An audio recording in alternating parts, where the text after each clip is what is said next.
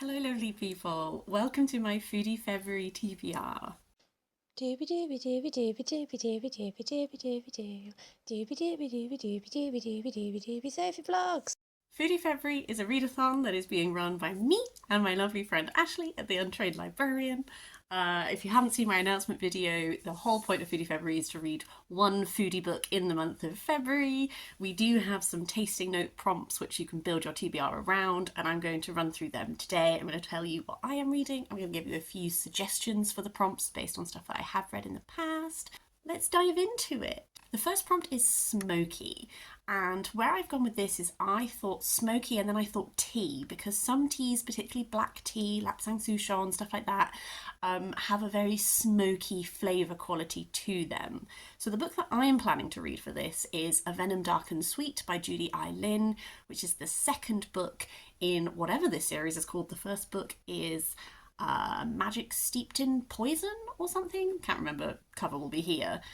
This is a cool fantasy world which the magic system is all based around tea. There's some really fab scenes in the first book of our main character using brewing concoctions with different elements in them, which then sort of create the outcome that's needed.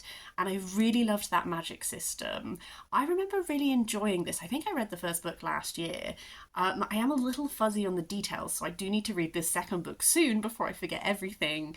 I believe we have our main character has come to the court. Mother was one of these magic users who can brew and heal and all that kind of thing. Mother was poisoned, and so she has come to the court to sort of figure out what happened. She gets embroiled in court politics because there's much bigger things going on. She's part, I think it's like this competition to see who's going to become like the prince's, like whatever this sorcerer name thing is.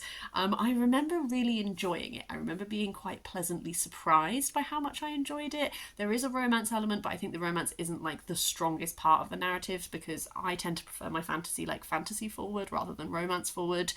So yeah, I'm gonna finish the duology. I'm hoping to remember a lot more of it when I start reading it. Other book suggestions for this prompt, if we're sticking with the concept of tea, I can recommend Aliette de Bodard's Xuya universe books, which are sci-fi. It's set in a world in which the earlier ones are more inspired by Chinese history and the later ones are more inspired by Vietnamese history. And it's sort of like China discovered America first. On the author's website, there's like a really cool page that sort of gives you all the background to it, but there are lots of novellas and a few full-length novels set in this world now.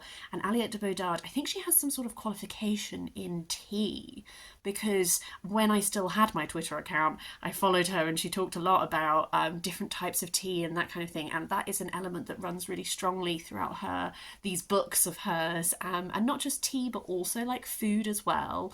I think it's stronger in some than others, but it's something that I've always really enjoyed about that sci-fi series. But it has other cool things as well. It has like sentient spaceships. It has, some of them are quite mystery based, some of them a bit more like romance, that kind of thing. So that's really fun. There's also the Book of Tea by Kakuzo Okakura. It's like a tiny penguin black classic, which is a Japanese classic that is, it's about tea, it's about tea ceremony, it's about a lot of other things as well that are sort of tied into that. I remember it being an interesting read at the time. Jump from tea to coffee, a book that my library has, which I haven't listened to yet, but I have it in my long list of audiobooks to listen to, is Coffeeland by Augustine Sedgewick, which is exploring coffee. It's exploring the specific coffee grower and the interesting life that he had. Haven't listened to it yet, but I don't like coffee, but I understand that coffee also has smoky tasting notes. And then to leave drinks behind, a book that I read recently that would work really well for this is Smoke and Pickles by Edward Lee. This is a cookbook, but it is a cookbook that has a lot of sort of like essay writing in it as well. Edward Lee is a chef, and he talks about discovering sort of this this similarity between like Southern American cooking, Korean cooking, and a lot of his food is exploring that like combination of like recognizing the common ground that those cuisines have. He also grew up in New York, so there's a lot of other flavor influences on his cooking. I found recipe wise that it's probably not a book that I'm going to cook a lot from, but he is very into smoking food. And it was interesting to understand his take on food, his journey with food, and all that. I enjoyed that without having to actually like cook that many things in it. Next prompt is salty, and for this I'm going to read another book on my Kindle, and that is The Joy of Snacks by Laura Goodman. I love a good snack. This is a book that I think I saw recommended by Ella Risbridger, who is is either Ella Risbridger or Kate Young, both of whom are foodie people that I really like. It's just a fun little book that's all about the joy of snacks. I think a lot of them seem to be that sort of like salty, crunchy type of snack, which is my favourite kind of snack. Another book I have lined up for this is A Cheesemonger's Tour de France by Ned Palmer. For last year's Foodie February, I read A Cheesemonger's Tour of Britain, which I absolutely loved. It was 5 stars. I would also heartily recommend that for this prompt, because I think that cheese has that like salty, particularly like hard cheeses, that kind of thing, that salty element to them. I can no longer eat cheese because I'm allergic to milk, but I loved reading about the history of it. This is his follow-up, which is exploring France and French cheeses. I think it's going to be equally as delightful and interesting. A book that I haven't read yet, but I really want to, that would work really well for this, is Crunch, An Ode to Crisps by Natalie Whittle. This feels very in the vein of The Joy of Snacks. The Joy of Snacks has a lot of recipes in it. I don't know if Crunch does, but Crunch is an ode to crisps, and crisps are my biggest weakness when it comes to snacking. I think it seems like a really fun, light little book that I would really like to explore at some point. And then also Salt, Fat, Acid, Heat by Samin Nosrat is one of the most useful cookbooks I have ever read. I listened to it on audio, and I need to buy it one day because I've not made any of the recipes because they're not in the audio version, but the audio version taught me a lot. And I would say that one of the things I've taken from it strongest is understanding at what point in cooking to salt things, and that you don't have to use that much salt if you just use it at the right point in the process. That's something that I really took away from this book and is why I think it would work really well for this prompt. Next tasting note is Tart, and for that I have The Book of Difficult Fruit by Kate Lebo. This is a sort of a little bit of a memoir, but also like an exploration of these difficult fruit, and I'm associating that in my head with that like sort of tartness, where it's like sweet and sour, that things that make you go like a little bit, like that's what I'm thinking is going to be explored in this. I have heard mixed things about this. Some people have loved it, some people have not really got into it, so I'm really interested to see where I fall on that. A book that I love that would work really well for this prompt is The Land Where Lemons Grow by Helena Attlee, because citrus is tart. It has that delightful like sour but moorishness to it. This is such a lovely book. It made me feel like I was reading it like bathed in sunlight in Italy, even though I was absolutely not.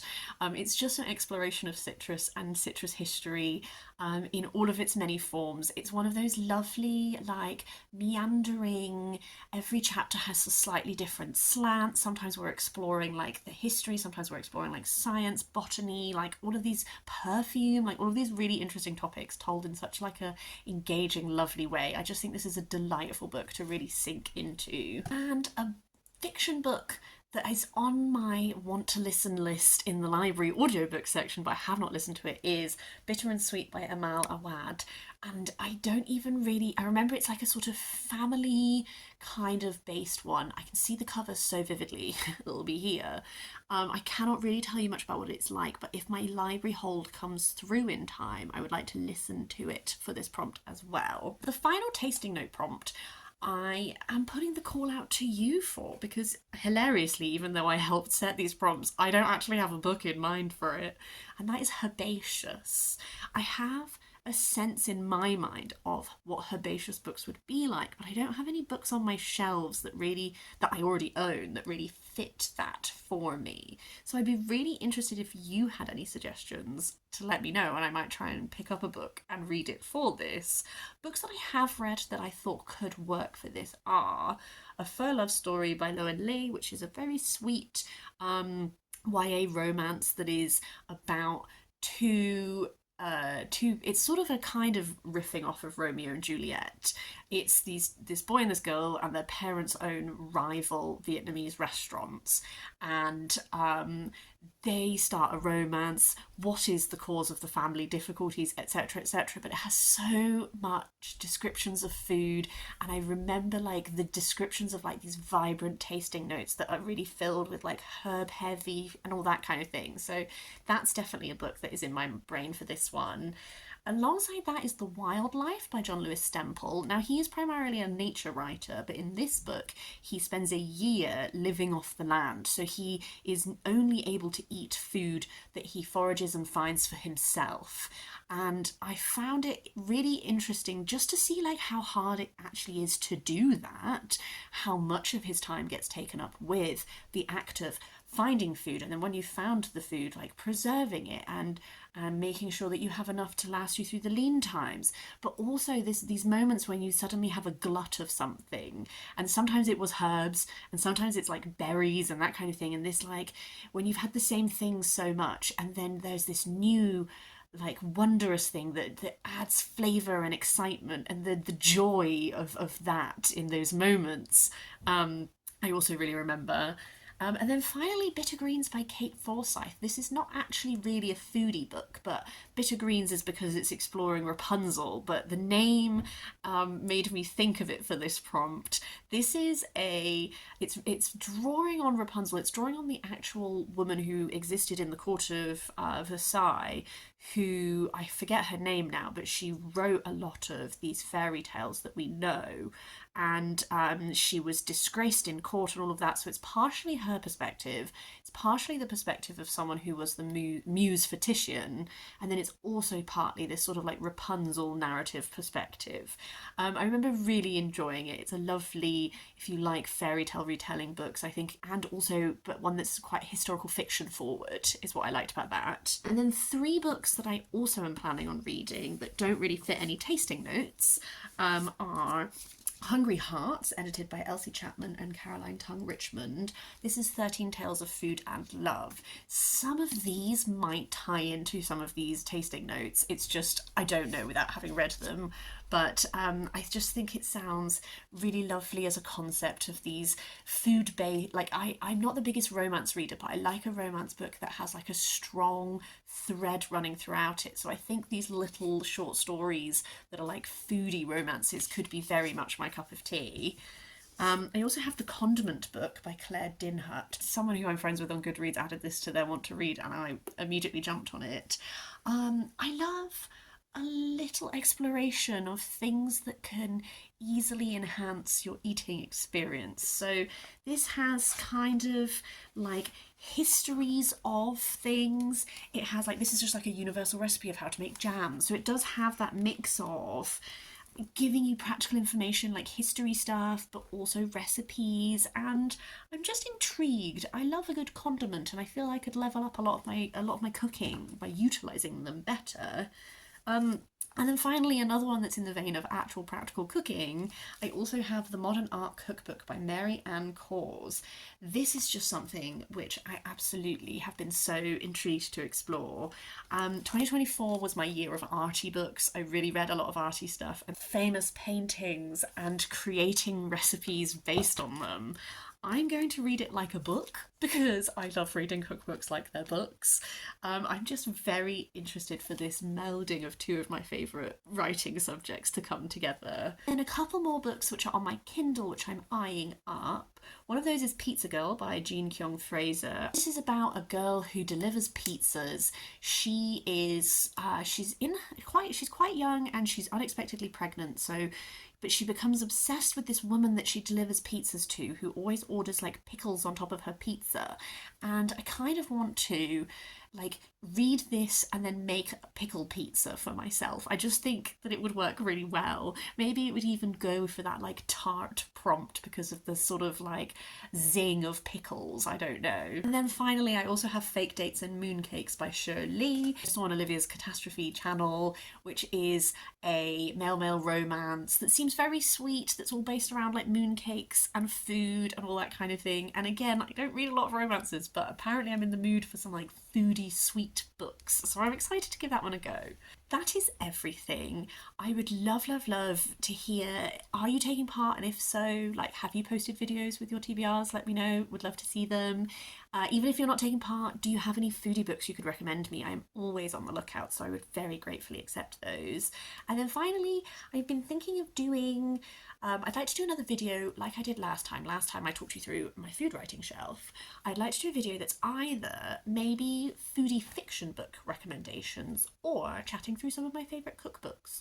But I don't know which one to do, and I'll probably only have time to do one. So if you have a preference, I would love to hear it. Please do let me know your thoughts. Otherwise, I hope you're having a really lovely day. I hope you eat some lovely food, and I'll see you next time for something different.